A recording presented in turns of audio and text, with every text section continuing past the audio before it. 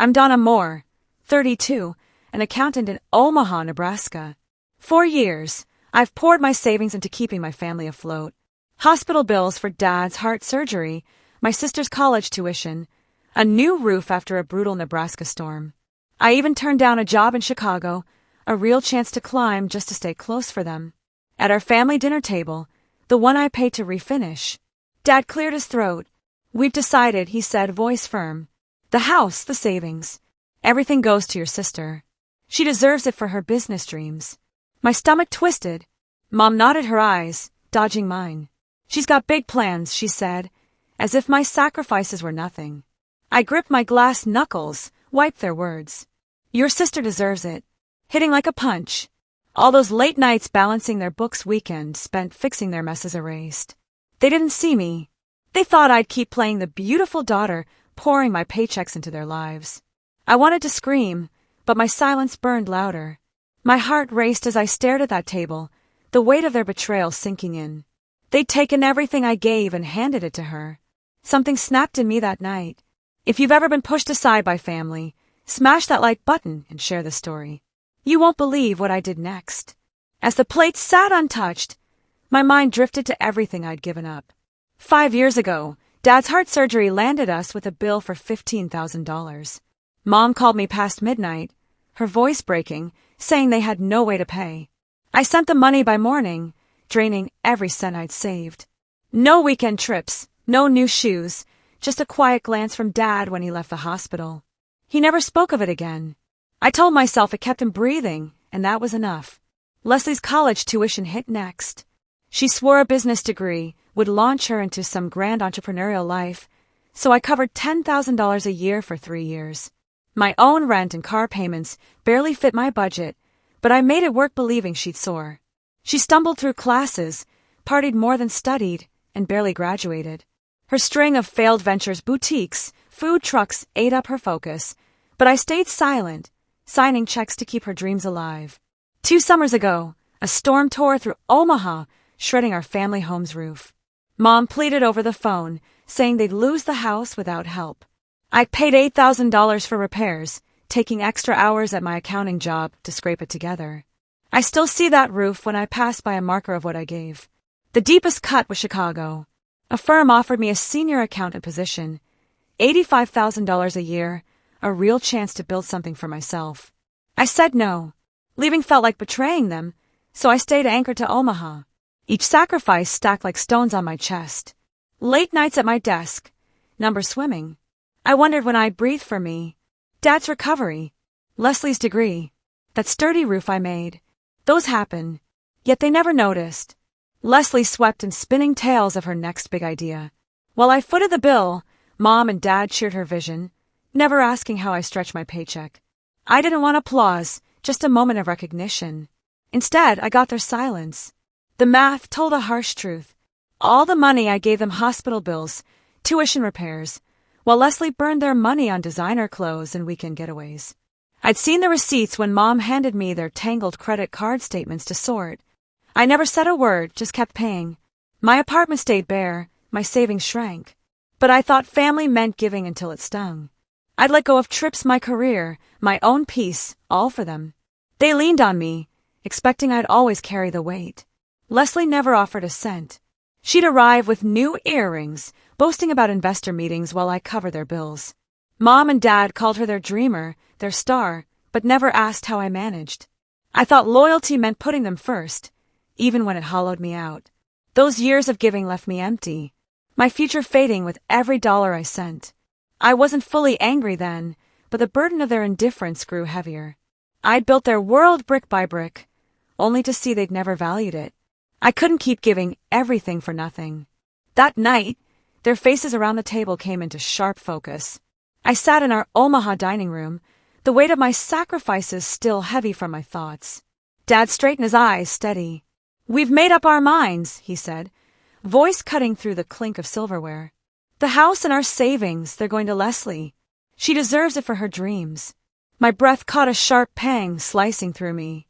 Mom nodded, her hands clasped tightly. "Leslie's got ambition." She said, her tone final like a door slamming shut. "She needs this to build her future." Leslie leaned back, a smug glint in her eyes, as if she'd always known she'd come out on top. My heart pounded, a rush of heat rising to my face. The house I'd helped keep, standing the savings I'd propped up, they were handing it all to her. I'd poured years into this family, and they acted like I was a shadow. My fingers tightened around my napkin, crumpling it. I wanted to yell, to ask why my efforts were invisible. But I bit my tongue, my silence.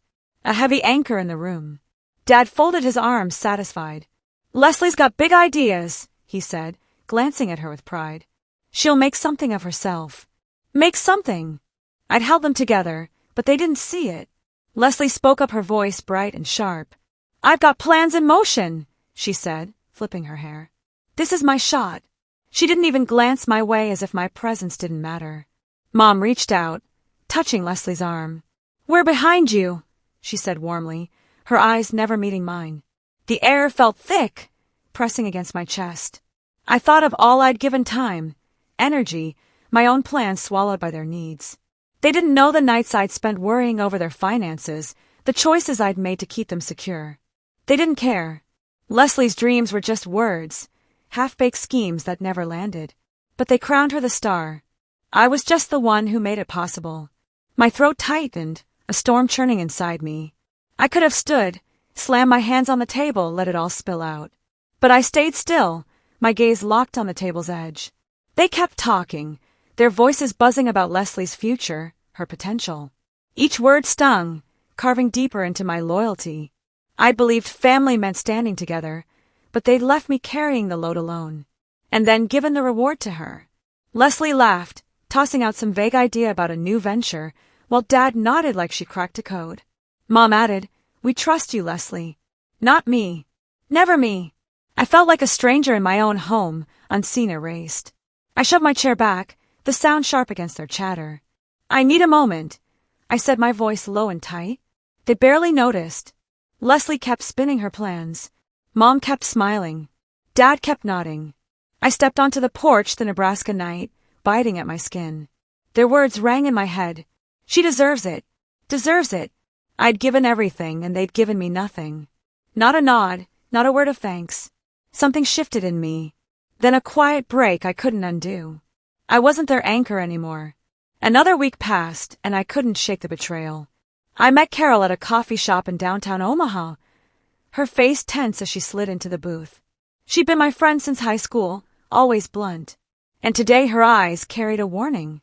"I heard about the dinner," she said, voice low. "But there's something you need to know about Lizzie."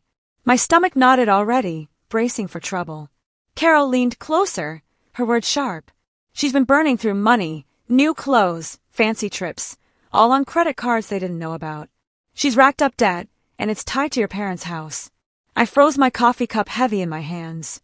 Leslie's spending wasn't news. She'd always loved flashy things, but tying it to the house I'd fought to keep standing felt like a slap.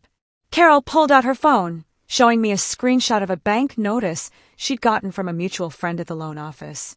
It confirmed Leslie had used the house as collateral for her debts without Mom or Dad knowing. My pulse raced, anger mixing with disbelief. All my years of keeping them afloat, and Leslie had gambled their home on her whims. I drove straight to Mom's house, my knuckles white on the steering wheel. She was in the kitchen stirring tea, looking tired but calm. I didn't sit down. "Did you know Leslie's been using the house for her debts?" I asked, my voice steady but sharp. Mom's spoon stopped, her face paling. "What are you talking about?" she said, but her eyes flickered like she'd suspected something. I laid it out. Carol's warning. The bank noticed Leslie's secret spending. Mom's hands shook, but she shook her head. Leslie wouldn't do that. She's just ambitious. I stepped closer, my voice rising. Ambitious. She's risking everything you have. Why do you keep defending her?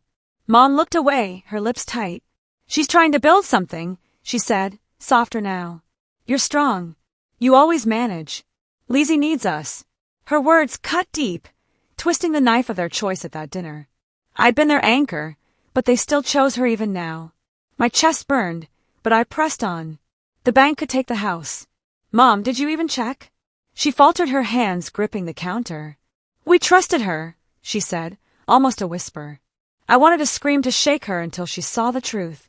Instead, I pulled out my phone, showing her the same bank notice Carol had shared. Her eyes widened, and for the first time, I saw doubt creep in. "How did you get this?" she asked, voice trembling. "Carol," I said. "Someone had to tell me, since you wouldn't." Mom sank into a chair, silent, her face a mix of shock and shame. I stood there waiting for her to say something, anything to make it right. But she just stared at the table, her hands folded. The woman who'd praised Leslie's dreams now looked lost, like the ground had shifted under her. I'd spent years protecting this family, only to learn Leslie had endangered it all. My anger wasn't just at her. It was at Mom, Dad, their blind faith in her. I turned to leave my voice low. "You chose her, but she's the one sinking you." I walked out the door, clicking shut behind me, my resolve hardening. I was done cleaning up their mess. A month later, Mom texted, "The house payment is due." I stared at the screen, my fingers hovering over the keys, and typed back, "That's not my responsibility." The words felt like a blade, sharp and final, cutting through years of obligation. I'd silenced my phone to block their relentless calls. Mom's soft pleas, Dad's stern demands, Leslie's entitled accusations. Each unanswered ring was a brick in the wall I'd built around my peace. My Omaha apartment now a fortress against their expectations. For weeks, I'd avoided their messages, letting voicemails pile up like debts I refused to pay. My life, once tethered to their needs, was finally mine to claim. That evening, a sharp knock echoed through my apartment. I opened the door to find Mom, Dad, and Leslie standing there, their faces a tense tableau of desperation and defiance. Mom clutched a folder of bank notices, her hands trembling as she stepped forward. "We're out of time," she said, her voice cracking under the weight of panic. "The bank will take the house if you don't help." I leaned against the doorframe, arms crossed, my expression unyielding. "Leslie dug this hole," I said, my tone cold but steady. "Let her climb out." Leslie's eyes flared, her jaw tight with anger. "You're betraying us," she spat, stepping closer, her voice dripping with venom. "We're your family, and you're just walking away."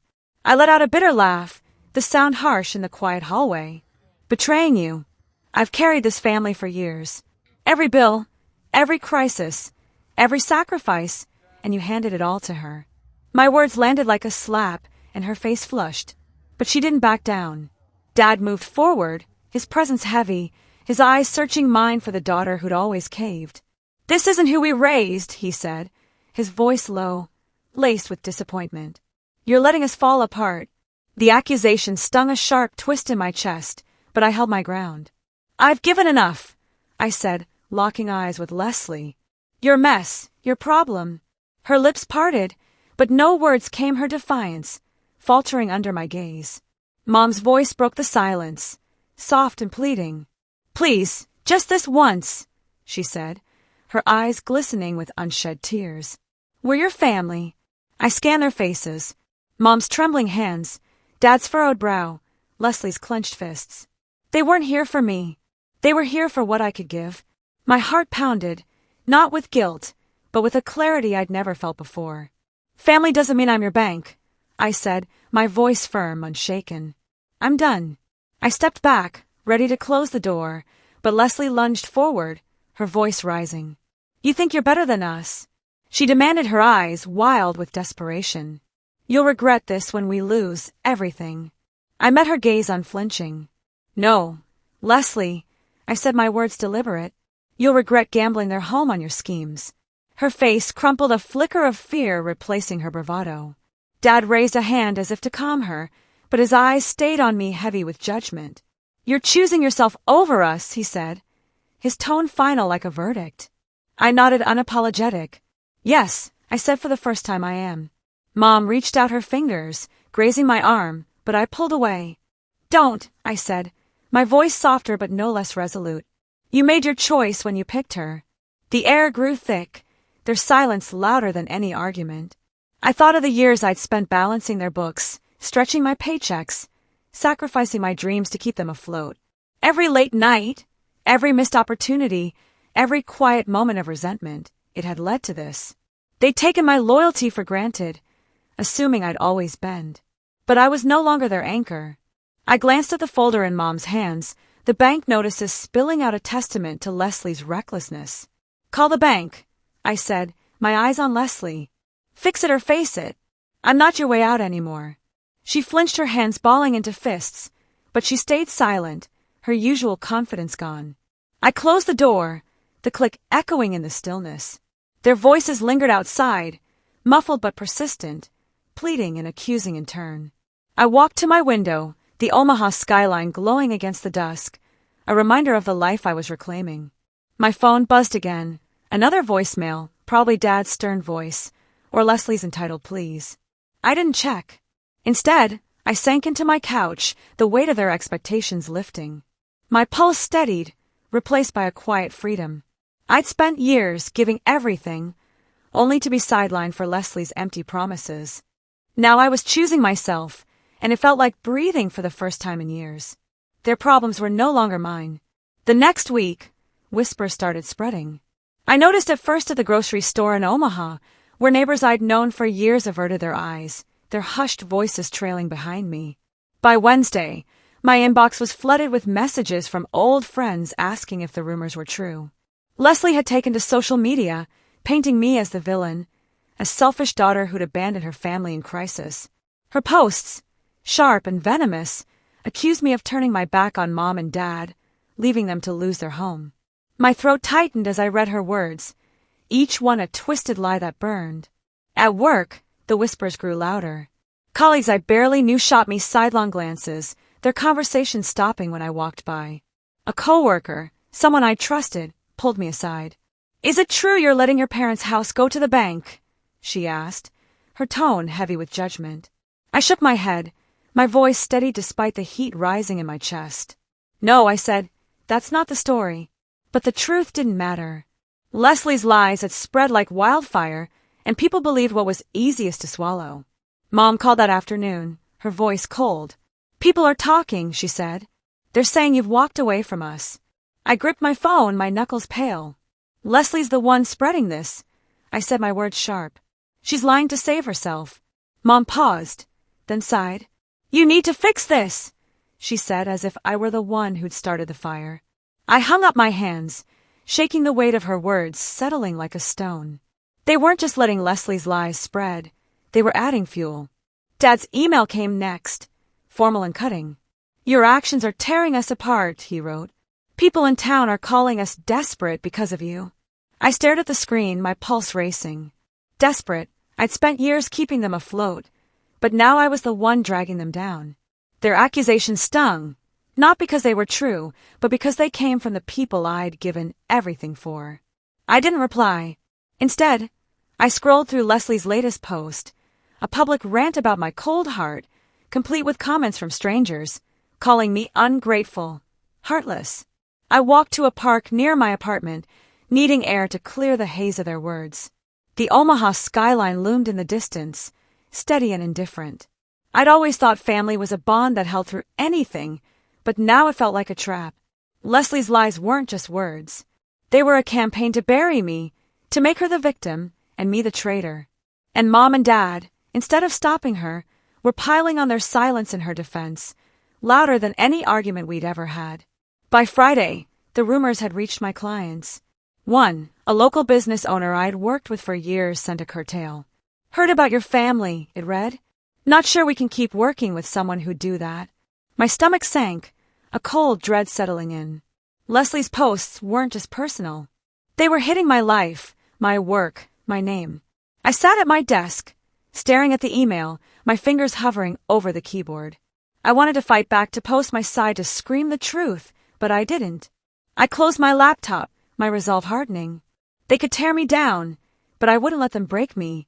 A few days later, they showed up at my office. The glass doors of the Omaha accounting firm swung open, and Mom, Dad, and Leslie marched in their faces, set like stone. My colleagues glanced up, the air thick with tension. I stood behind my desk, papers scattered, my heart pounding, but my expression calm. Mom spoke first, her voice low but sharp. "We're here to talk sense into you," she said, clutching a folder. "You can't keep ignoring us." I leaned back, arms crossed. "I'm not ignoring you," I said, my tone even. "I'm done fixing your problems." Leslie stepped forward, her eyes blazing. "You're acting like you're above us," she snapped. People are talking and it's because of you. I raised an eyebrow and phased. Because of me? You're the one who lied, Leslie. You dragged them into this mess. Her face flushed, but she didn't back down, pointing a finger. You're tearing this family apart. Dad's voice cut through heavy with authority. Enough, he said, stepping between us. We're losing everything, and you're sitting here unmoved. His words hit hard, but I held my ground. I'm unmoved because I've given enough, I said, my voice steady. Leslie made her choices. She needs to own them. Dad's jaw tightened, his eyes searching mine as if looking for the daughter who'd always stepped in. He wouldn't find her today. Mom opened the folder, spreading bank notices across my desk. Look at this, she said, her voice trembling. We're out of time. You have the means to help. I didn't touch the papers. Leslie used the house as collateral. I said, my gaze locked on her. She needs to fix it, not me. Leslie's eyes darted away, her defiance cracking. I was trying to build something, she muttered. You wouldn't understand. I laughed sharp and cold. Build something. You built a disaster. The room fell silent. My colleague used stares burning into us. Mom's shoulders slumped. Her voice soft now. We're your family, she said, almost pleading. Does that mean nothing? My chest tightened, her words echoing years of duty I'd carried. But I was done. Family doesn't mean I'm your bank, I said. Leslie, call the bank. Work it out. I'm not your way out anymore. Her lips parted, but no words came. She looked to Mom and Dad, waiting for them to step in, but they didn't. Dad's face hardened. You're choosing yourself over us. He said, his voice low. I never thought you'd be this selfish. The word stung, but it didn't break me. Selfish, I said, stepping closer. I gave you everything for years. Now it's Leslie's turn to step up. I turned to her, my voice firm. You made this mess. Clean it up. She flinched. Her hands clenched, but she stayed silent.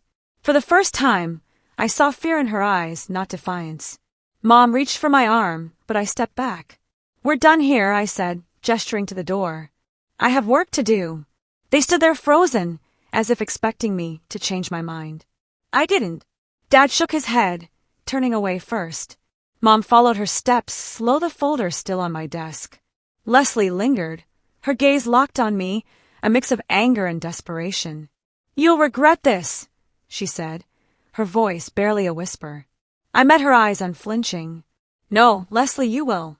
She walked out the door, closing behind them, leaving only silence. Weeks later, the truth came crashing down. A neighbor sent me a news article from Omaha's local paper. The headline, Stark local family loses home to foreclosure. Mom and Dad's house, the one I'd poured my heart into saving for years, was gone.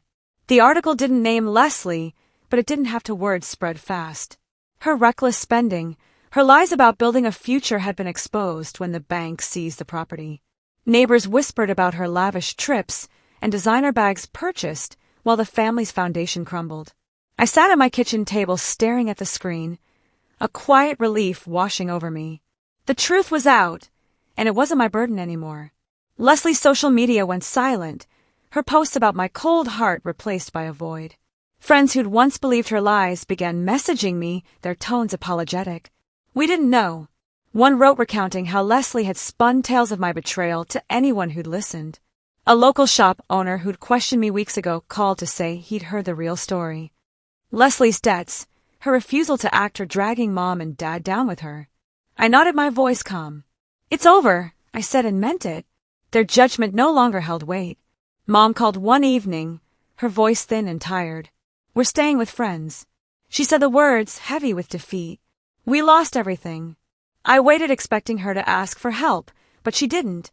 Instead, she added, Leslie's gone. She left town.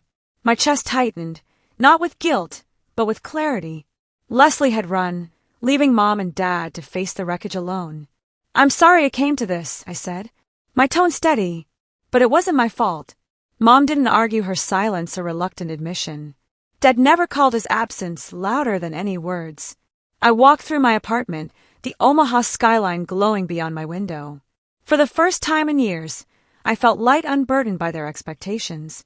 I started saying no more, often not just to them, but to anyone who demanded too much. My days became my own, filled with quiet evenings, new hobbies, and a career I built without their shadow. I wasn't running from family. I was choosing myself. The whispers in town faded, replaced by respect from those who saw me stand firm. I'd lost their love perhaps, but I'd gained my freedom. This journey taught me a hard lesson. Family doesn't mean owing someone your life. Setting boundaries isn't selfish. It's survival. Leslie's lies and my parents' demands showed me that love shouldn't come with a price tag. I hope my story resonates with you. If it does, I'm grateful you've stayed with me until the end. Please share your thoughts below.